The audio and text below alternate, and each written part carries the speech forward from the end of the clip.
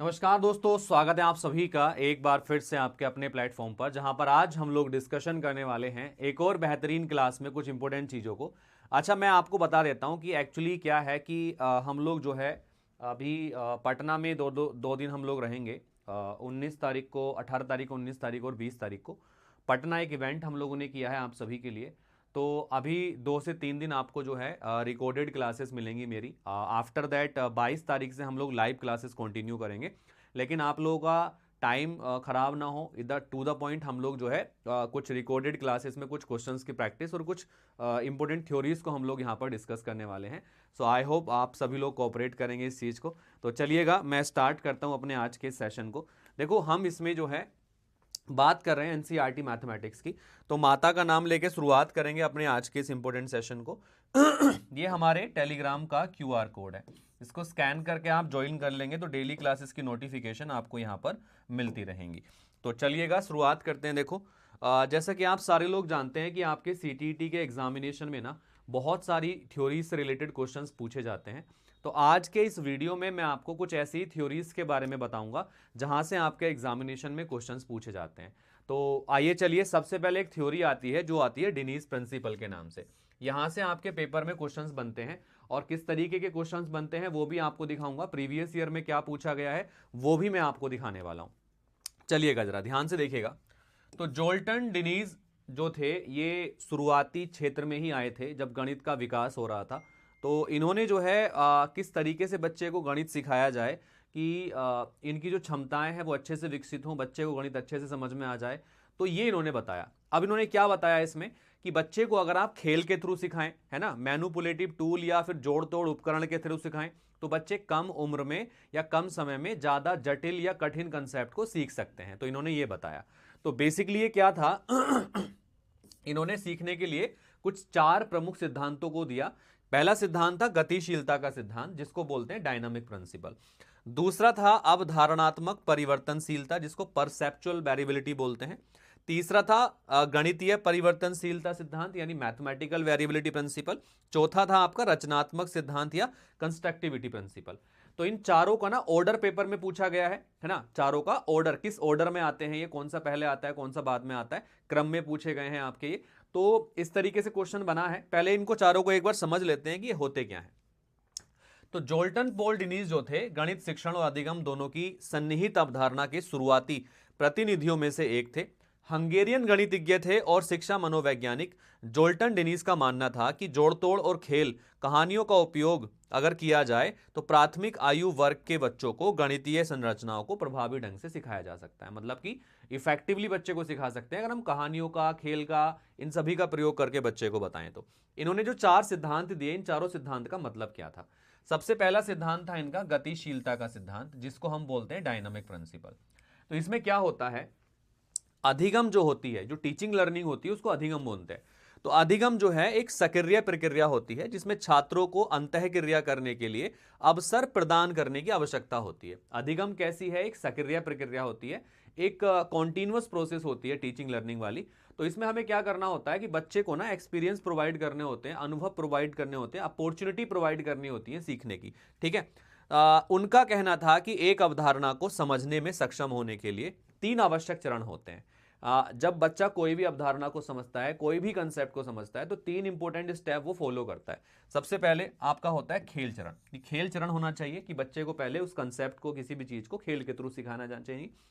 दूसरा होता है संरचना चरण, कि जो कंसेप्ट का फॉर्मेशन है, पहले बच्चे को कंसेप्ट को खेल खेल के थ्रू सिखाया, फिर उसको कंसेप्ट का फॉर्मेशन कराया रियल में, उसके बाद में आपने अंत में जो है अभ्यास करा दिया। तो ये 3 इंपॉर्टेंट स्टेप होते हैं। सबसे पहला खेल चरण, खेल के थ्रू सिखाना। दूसरा होता है संरचना चरण और तीसरा होता है अभ्यास वाला। तो ये गतिशीलता के अंदर आते हैं कि ये चीजें गतिशील तरीके से चलती रहती हैं, लगातार चलने वाली प्रक्रिया होती है। इसके बाद आता है मुख्य प्रत्यक्ष ज्ञानात्मक या बोधात्मक सिद्धांत। तो मुख्य प्रत्यक्ष ज्ञानात्मक या बोधात्मक सिद्धांत, जिसको बोलते हैं perceptual variability principle. Perceptual variability principle. Perceptual variability principle, इसमें क्या होता है देखिएगा। इसमें कहा गया है कि एक ही अवधारणा या विचार को सिखाने के लिए विभिन्न प्रकार की शिक्षण सामग्री का उपयोग किया जाना चाहिए। यानी कि आप बच्चे को कोई भी अवधारणा सिखा रहे हैं, कोई भी कंसेप्ट सिखा रहे हैं, तो अगर बच्चा किसी एक तरीके से नहीं सीख रहा है तो उसको अलग अलग तरीके से सिखाओ, ताकि हर अवधारणा के जो डिफरेंट एस्पेक्ट होते हैं, जो अलग अलग डायमेंशंस होते हैं, उनको बच्चा समझ सके। ठीक है, जैसे कि एक त्रिभुज को सिखाना है तो एक त्रिभुज को भुजाओं के आधार पे भी समझ सके, कोणों के आधार पे भी समझ सके, है ना। तो अलग अलग तरीके से अलग अलग शिक्षण सामग्रियों का उपयोग करके बच्चे को सिखाया जा सकता है, अगर उसे कोई समस्या आ रही है तो। ठीक है, तीसरे नंबर पे आता है गणितीय परिवर्तिता सिद्धांत, जिसको बोलते हैं mathematical variability principle. Mathematical variability principle क्या कहता है? यह बताता है कि जब ज्ञान प्रदान किया जाता है तो यह अन्य सभी अप्रासंगिक तथ्यों को, प्रासंगिक चीजों को समान रखते हुए व्यवस्थित रूप से भिन्न होना चाहिए इसको। यानी कि जो भी चीज आप बच्चे को बता रहे हैं, कंसेप्ट सिखा रहे हैं, तो उसके रेलेवेंट चीजें और इररेलेवेंट चीजें, इन दोनों को आपको जो है क्लियर करके चलना है साथ साथ में। ठीक है, उदाहरण के तौर पर त्रिभुज क्या होता है, इसकी परिभाषा सिखाने में एक टीचर को त्रिभुज के आकार के बारे में बताना चाहिए, कोण के बारे में, अभिविन्यास बदलना चाहिए। जैसे कि आपने न्यून कोण बना दिया, अधिक कोण बना दिया, सम कोण बना दिया, तो हर प्रकार के अभिविन्यास के तौर पर, डायमेंशन के तौर पर त्रिभुज को सिखाना चाहिए, ताकि छात्र समझ सके कि त्रिभुज को परिभाषित करने वाली तीन भुजाएं और उसके तीनों कोण होते हैं। ठीक है, इसके बाद आता है क्रिएटिविटी प्रिंसिपल या कंस्ट्रक्टिविटी प्रिंसिपल, जो लास्ट में आता है, जिसको रचनात्मकता का सिद्धांत बोलते हैं। यह होता है कि छात्रों को विश्लेषणात्मक गतिविधि से पहले अपने ज्ञान का निर्माण करने की आवश्यकता होती है। कि बच्चे को अगर कोई एनालाइज करना है या एनालिसिस करना है किसी चीज का, तो उससे पहले अपने वो कंसेप्ट की फॉर्मेशन कर ले, ज्ञान का निर्माण कर ले, उसके बाद बाकी चीजों को करे। तो इसका ऑर्डर पेपर में बनता है, तो ऑर्डर इसका पहला होता है कि पहले आपका आता है प्रत्यक्ष ज्ञानात्मक बोधात्मक परिवर्तिता सिद्धांत, गणितीय परिवर्तिता सिद्धांत और रचनात्मकता सिद्धांत। तो ये सारी चीजें इस ऑर्डर में होती हैं। पेपर में जो क्वेश्चंस आपके पूछा गया है, मैं उसको एक बार दिखा देता हूं, देखो आपको। अच्छा, डिनीज जी ने एक बात और बोली है कि डिनीज जी ने बोला है कि आप गणित पढ़ाते समय एक शिक्षक को गणित की अवधारणाओं की संरचना करने के बाद उनका अमूर्तीकरण करने पर महत्व होना चाहिए। कि जब आप बच्चे के लिए कोई अवधारणा विकसित कर देते हैं तो उसके बाद उसका अमूर्तीकरण, उसको अब्स्ट्रैक्ट तरीके से बच्चे को बताना चाहिए। तो ये भी इन्होंने बताया है यहां पर, तो इसको भी ध्यान देंगे। प्रश्न किस तरीके से बने हैं यहां पर, मैं वो आपको एक बार दिखा देता हूं। देखो, सबसे पहले पहला प्रश्न ये था कि according to the Dienes, while teaching mathematics a teacher should emphasize on, कि जब कोई शिक्षक जो है गणित पढ़ा रहा हो तो उसे किस चीज पर फोकस करना चाहिए। पहला था डिनीज के अनुसार गणित पढ़ाते समय शिक्षक को इस बात पर फोकस करना चाहिए। पहला, रोट लर्निंग पर बिल्कुल भी नहीं। Construction of the mathematical concept followed by the abstraction, कि भाई गणित की अवधारणाओं की संरचना करने के बाद उनका अमूर्तीकरण करना। तो आ गया, मैंने अभी जस्ट दिखाया कि डिनीज जी ने क्या बोला था कि गणित की अवधारणाओं को विकसित करने के बाद में उनका अमूर्तीकरण करना चाहिए। ठीक है, चलिएगा नेक्स्ट अगला क्वेश्चन देखिएगा। ये क्वेश्चन इसके ऑर्डर से रिलेटेड था कि इसमें करेक्ट सीक्वेंस या करेक्ट ऑर्डर आपको बताना था। Which of the following reflect the correct sequence of learning mathematics as given by the Zoltan Dienes. तो जोल्टन डिनीज के अकॉर्डिंग जो लर्निंग सीक्वेंस होते हैं, उनका आपका करेक्ट सीक्वेंस क्या है, ये पूछा गया था। देखो, सबसे पहले इसमें क्या आता है, परसेप्चुअल वेरिएबिलिटी। तो देखो, perceptual variability principle, mathematical variability principle और कंस्ट्रक्टिविटी, ये करेक्ट ऑर्डर को रिप्रेजेंट कर रहा है, डी वाला ऑप्शन, लास्ट ऑप्शन। ठीक है, प्रत्यक्ष ज्ञानात्मक बोधात्मक परिवर्तिता सिद्धांत, गणितीय परिवर्तिता सिद्धांत और रचनात्मक सिद्धांत, ये करेक्ट सीक्वेंस को इसके रिप्रेजेंट करता है। चलिए अभी नेक्स्ट और आते हैं इसके आगे जरा। अब हमारे पास में अगली थ्योरी हमारे पास आती है, that is Newman's error analysis, यानी कि न्यूमैन का एरर एनालिसिस मॉडल। ये भी, इससे भी क्वेश्चंस पूछा जाता है।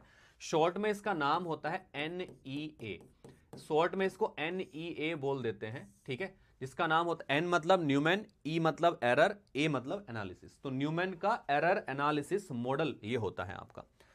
तो इसको हम प्रॉब्लम सॉल्विंग के नाम से भी जानते हैं, also known as problem solving. अब ये मॉडल क्या है समझिएगा। देखो, जब आप कोई भी समस्या का समाधान करते हैं, तो कोई वर्ड प्रॉब्लम आप सोल्व कर रहे हैं, तो उस वर्ड प्रॉब्लम को सोल्व करते समय आप 5 स्टेजेस से होकर गुजरते हैं, जहां पर आप गलती कर सकते हैं या जहां पे गलती की संभावना होती है। ठीक है, अब वे कौन कौन सी होती है देखिएगा। The theory behind the Newman error analysis state that there are 5 stages that student typically goes through to solve a word problem in mathematics. The student follow a series of cues frame as questions to probe their thinking as solve a word problem. तो जब बच्चे word problem को solve कर रहे होते हैं तो एक वो अवधारणा का पीछा करते हुए, क्लू का पीछा करते हुए इसके सॉल्यूशन की तरफ आगे बढ़ते हैं, जहां पर गलतियां होने के चांसेस होते हैं। ठीक है, अब है क्या, देखो, विवरण प्रपत्र या वर्ड प्रॉब्लम को जब हम हल करते हैं तो छात्रों की क्षमता का विश्लेषण करने की आवश्यकता होती है। ठीक है, ताकि यह पता लगाया जा सके कि त्रुटि कहां हुई है। विवरण फॉर्म को हल करने में छात्र त्रुटियों का विश्लेषण करने का एक तरीका होता है NEA, न्यूमैन एरर एनालिसिस। ठीक है, तो व्हाइट का कहना है कि यदि कोई गणितीय समस्या का उत्तर देने का प्रयास कर रहा है तो उस व्यक्ति को कई क्रमिक बाधाओं से होकर गुजरना पड़ता है। क्रमिक बाधाओं से मतलब ये स्टेजेस से होकर गुजरना पड़ता है। तो मैं एक एक स्टेज के बारे में बता देता हूं। पहला जो स्टेज होता है ये होता है आपका पठन। पठन मतलब होता है रीडिंग। ठीक है, ये आपका रीडिंग का स्टेज होता है। ठीक है, दूसरा आता है समझ चरण। समझ का मतलब होता है अंडरस्टैंडिंग। समझ मतलब होता है अंडरस्टैंडिंग। ठीक है, अब इन दोनों का मतलब क्या है, पहले दोनों का मतलब क्लियर कर लेते हैं, फिर आगे बढ़ते हैं। देखो, मान लिया आपके पास में कोई शब्द समस्या आ गई, आप उस शब्द समस्या को पढ़ रहे हैं। तो जब आप उस शब्द समस्या को पढ़ने में सक्षम नहीं होते हैं, मतलब आप उसको सही से पढ़ नहीं पा रहे हैं, तो वो पठन के कारण गलती होती है, मतलब वो आपसे पढ़ने में गलती हो गई है। यानी कि त्रुटि तब होती है, पठन चरण में त्रुटि तब होती है जब छात्र समस्या में निहित शब्दों और प्रतीकों को पढ़ने में सक्षम नहीं होता। यानी कि उस शब्द समस्या के अंदर जो शब्द दिए गए हैं या प्रतीक चिन्ह दिए गए हैं, अगर बच्चा उनको नहीं समझ पा रहा है तो उसको हम बोलते हैं पठन चरण में गलती। दूसरी होती है समझ चरण में गलती।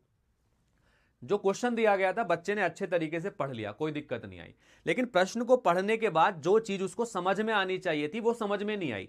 यानी वो अब भी पढ़ने के बाद ये नहीं पता कर पाया कि प्रश्न को करना कैसे है। तो ये होती है समझ के कारण गलती। यानी कि त्रुटि तब होती है जब छात्र समस्या को पढ़ने में असमर्थ होता है, लेकिन जो आवश्यक है उसे प्राप्त करने में विफल हो जाता है, जिससे समस्या को हल करना मुश्किल हो जाता है। ठीक है, ये हो गया आपका।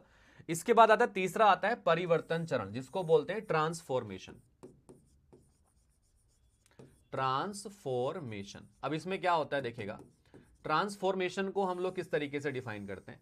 देखो, होता क्या है कि जब हम कोई भी शब्द को पढ़ते हैं तो हमारा दिमाग उसको प्रोसेस करता है कि कैसे करना है। तो बच्चे ने क्या कर लिया, प्रश्न को अच्छे से पढ़ लिया और समझ लिया, लेकिन उसमें करना कैसे है, उसका मतलब कौन सा ऑपरेशन उसको यूज करना है वो नहीं समझ पा रहा है वो, है ना। ये त्रुटि तब होती है जब छात्र समस्या को समझते हैं लेकिन समस्या को हल करने के लिए सही गणितीय संचालन चुनने में विफल हो जाते हैं कि भाई जोड़ना है, घटाना है, गुणा करनी है कि भाग करनी है। तो वो होती है ट्रांसफॉर्मेशन में गलती।